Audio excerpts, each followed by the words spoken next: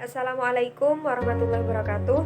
Perkenalkan, nama saya Nuril Nikmatuz Zahro dari Program Studi Peternakan semester 5 MPM 19040603008. Pada video kali ini saya akan mereview materi pendidikan Pancasila yang diampu oleh Bapak Ludovicus Bomanswadu sebagai tugas kedua di pertemuan ketujuh. Yang pertama, saya akan mereview materi tentang alasan diperlukannya pendidikan Pancasila. Beberapa alasan yang menjadikan pendidikan Pancasila diperlukan, diantaranya kesadaran gaya hidup sederhana dan cinta produk dalam negeri. Kemudian kesadaran bagi kita bahwa pentingnya kelangsungan hidup generasi mendatang, pentingnya semangat solidaritas nasional, pentingnya norma-norma dalam pergaulan, pentingnya kesehatan mental bangsa, pentingnya penegak hukum, dan menanamkan pentingnya kesadaran terhadap ideologi Pancasila. Selain itu, alasan diperlukannya pendidikan Pancasila yaitu untuk memperkuat Pancasila sebagai falsafah negara dan ideologi bangsa melalui revitalisasi nilai-nilai dasar Pancasila sebagai norma dasar kehidupan bermasyarakat, berbangsa, dan bernegara, dan untuk memberikan pemahaman dan penghayatan atas jiwa dan nilai-nilai dasar Pancasila sebagai warga negara Republik Indonesia dan membimbing untuk dapat menerapkannya dalam kehidupan bermasyarakat, berbangsa, dan bernegara. Untuk yang kedua, saya akan mereview materi tentang menggali sumber historis, sosiologis, politik, pendidikan Pancasila. Yang akan saya review lebih rinci lagi mulai dari sumber historis pendidikan Pancasila.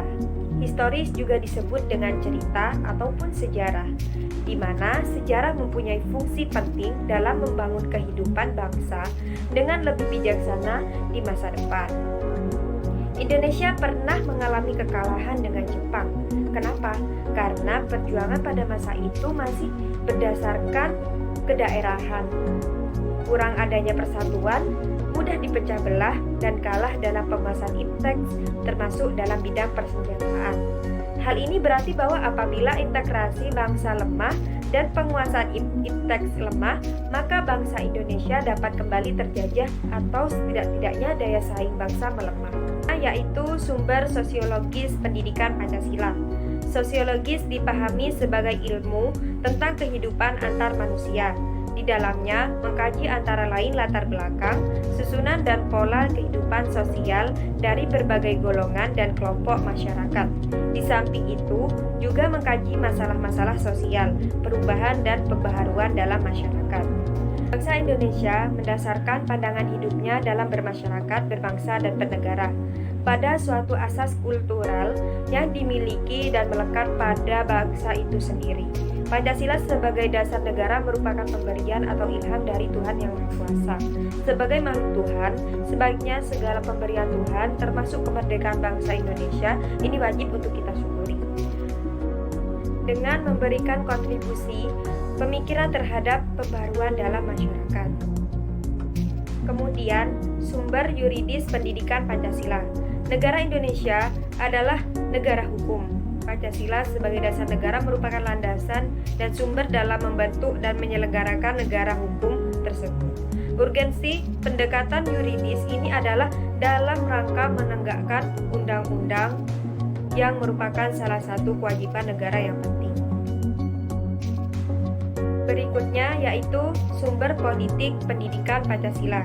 Secara spesifik, fokus kajian melalui pendekatan politik tersebut yaitu menemukan nilai-nilai ideal yang menjadi kaidah penuntun atau pedoman dalam mengkaji konsep-konsep pokok dalam politik yang meliputi negara, kekuasaan, pengambilan keputusan, kebijakan, dan pembagian sumber daya negara baik di pusat maupun di daerah.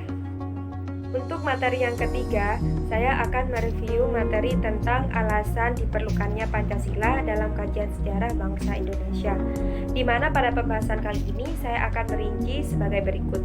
Yang pertama yaitu Pancasila sebagai identitas bangsa. Artinya, konsekuensi dari proses inkulturasi atau akulturasi tersebut, negara Indonesia memerlukan suatu rancangan masa depan bagi bangsa agar masyarakat dapat menyesuaikan diri dengan situasi dan lingkungan baru. yakni kehidupan berbangsa yang mengatasi kepentingan individu atau kelompok. Kebudayaan bangsa Indonesia merupakan hasil inkulturasi, yakni proses perpaduan berbagai elemen budaya dalam kehidupan masyarakat sehingga menjadikan masyarakat berkembang secara dinamis. Kebudayaan bangsa Indonesia juga merupakan hasil akulturasi. Akulturasi adalah perubahan besar yang terjadi sebagai akibat dari kontrak antar kebudayaan yang berlangsung lama. Pancasila sebagai identitas kultural dapat ditelusuri dari kehidupan agama yang berlaku dalam masyarakat Indonesia. Karena tradisi dan kultur bangsa Indonesia dapat ditelusuri melalui peran agama-agama besar seperti peradaban Hindu, Buddha, Islam, dan Kristen. Agama-agama tersebut menyumbang dan menyempurnakan konstruksi nilai, norma, tradisi, dan kebiasaan-kebiasaan yang berkembang dalam masyarakat. Yang kedua adalah Pancasila sebagai kepribadian bangsa Indonesia. Artinya, nilai-nilai ketuhanan, kemanusiaan, persatuan, kerakyatan, dan keadilan diwujudkan dalam sikap mental, tingkah laku, dan amal perbuatan. Sikap mental, tingkah laku, dan perbuatan bangsa Indonesia mempunyai ciri khas. Artinya dapat dibedakan dengan bangsa lain. Meskipun nilai ketuhanan, kemanusiaan, persatuan, kerakyatan, dan keadilan juga terdapat dalam ideologi bangsa-bangsa lain, tetapi bagi bangsa Indonesia, kelima sila tersebut mencerminkan kepribadian bangsa Indonesia karena diangkat dari nilai-nilai kehidupan masyarakat Indonesia sendiri dan dilaksanakan secara simultan. Untuk yang ketiga, Pancasila sebagai pandangan hidup bangsa Indonesia. Pancasila sebagai pandangan hidup berarti nilai-nilai Pancasila dalam kehidupan masyarakat dan dijadikan norma dalam bersikap dan bertindak. Ketika Pancasila berfungsi sebagai pandangan hidup bangsa Indonesia, maka seluruh nilai Pancasila dimanifestasi dalam kehidupan bermasyarakat, berbangsa, dan bernegara. Dan yang keempat adalah Pancasila sebagai jiwa bangsa. Artinya, Pancasila sebagai jiwa bangsa lahir bersamaan dengan lahirnya bangsa Indonesia. Pancasila telah ada sejak dahulu kala bersamaan dengan adanya bangsa Indonesia. Dan yang kelima, Pancasila sebagai perjanjian luhur. Artinya, nilai-nilai Pancasila sebagai jiwa bangsa dan kepribadian bangsa disepakati oleh para pendiri negara sebagai dasar negara Indonesia.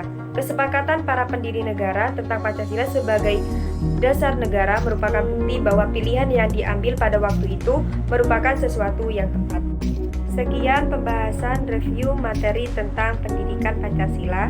Saya Nuril Limantu Zahro, memohon maaf apabila ada tutur kata ataupun tingkah laku yang kurang berkenan.